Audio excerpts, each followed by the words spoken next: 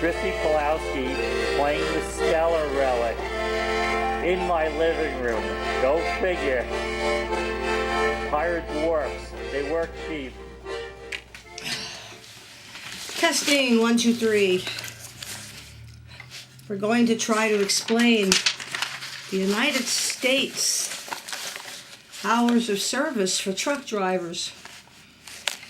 Now, after speaking with some of the drivers overseas, like in England, they have 3 sets of rules which can be very confusing. We have 1 set of rules and it's confusing enough for most of us. So we'll do our best to explain it to you, and then you'll see why so many of our drivers feel the need to make adjustments. 60, 70 hours on a 7 to 8 hour work week. 14-hour work day. From the time you begin, the clock starts ticking. So if you started at 5 o'clock in the morning, make a little X on your logbook, count ahead 14 hours. You know you can work until 7 o'clock that night. Out of those 14 hours, you can drive 11 hours, as long as you do not go over the 14 hours. So if you've only driven 6 hours that day, and it's almost 7 o'clock, you have to shut down. You can't say, well, I can still drive 5 more hours. I have 11 hours of driving. You don't, because your 14 hours are up. And break time has to be 10 hours consecutive break. I think they do allow you to break it into 8 and 2. 8 hours has to be consecutive. I personally needed the whole 10 hours. I need a good 7 to 8 hours of sleep, maybe a little more. If I ran hard the day before, it was a killer day. I'm exhausted. We're going to get that good 8 hours sleep. 2 hours, well, I'm going to take an hour to shower, have some breakfast, do my paperwork, clean my bunk. Then you have another hour to cool your heels. Well, the time you could do your fuel, check your maps and directions, clean your bunk up again. You know, use the time wisely, because really it does go fast. Now for the drivers, and there are drivers that only require 5 hours of sleep a night, and that's how they've always been.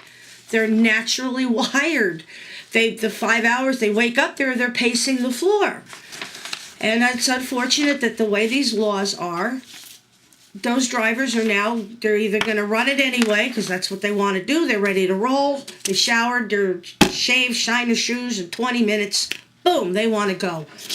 They're going to end up fudging on their logbooks. What I would do was I would write my mileage down in the morning, my starting mileage on the odometer. Let's say it was 200, just to keep it simple. Well, if I knew I had a good long straight shot, basically from New Jersey, and I'm on my way out to Chicago, Illinois, I say, well, okay, how many miles is that? Then I can say, well, I can run good straight 11 hours and really put some miles on paper, really get some miles under my belt.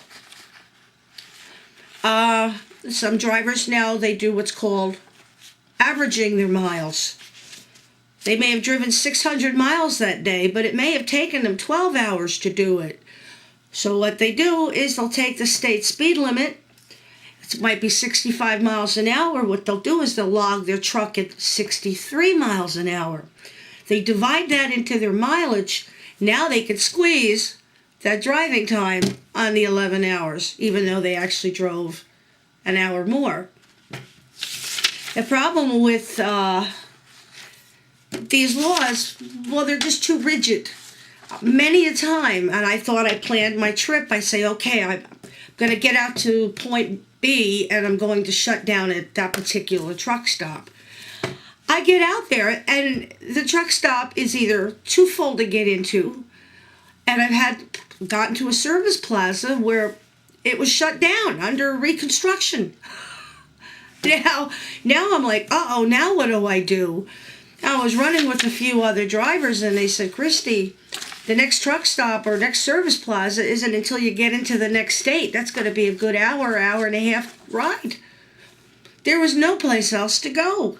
This wasn't the kind of highway that had real big shoulders on it where you could pull off onto a shoulder. But that's not legal anyway.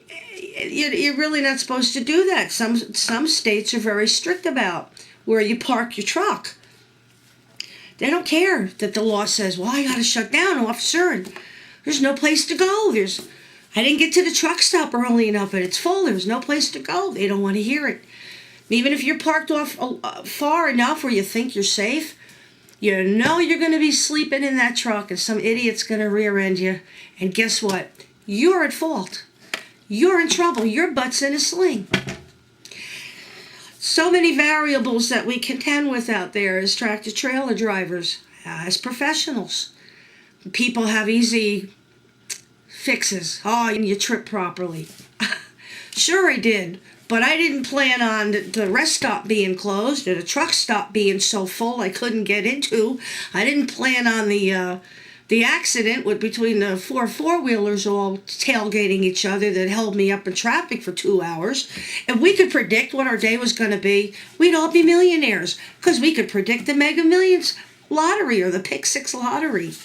So you have to just do the best you can with what you got to work with, which is very rigid and very cut and dried. And that is why most drivers do not log it as they do it, because they quickly find out that it doesn't work.